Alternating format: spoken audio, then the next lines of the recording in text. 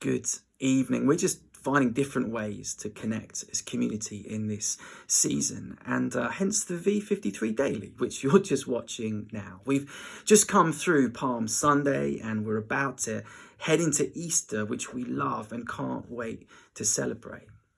And one of the things that grabbed me as I reread the Palm Sunday story in the Bible this year is this moment when Jesus asks two of his followers to go and find a donkey so he can ride into Jerusalem. And it's a donkey that's significant because he's a humble kind of king. But Jesus borrows something. And what a strange concept that the God who created everything doesn't own much.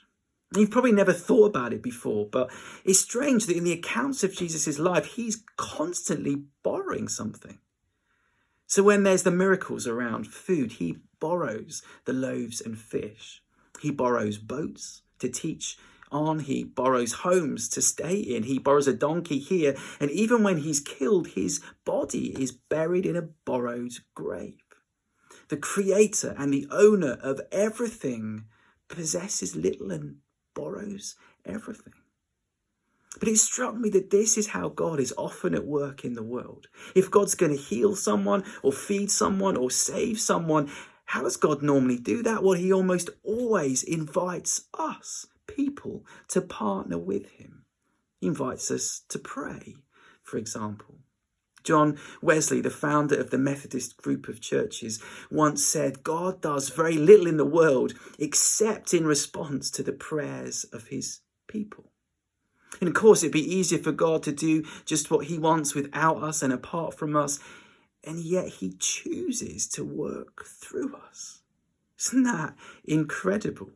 Paul, one of the early church leaders, writes about it all the time. He says, for we're co-workers in God's service. We're God's field. We're God's building.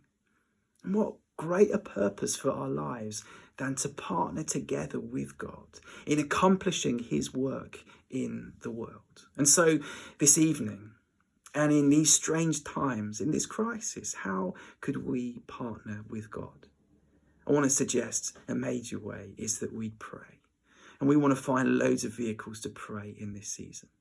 But then it would be to encourage and to love and to serve others, partnering with Jesus.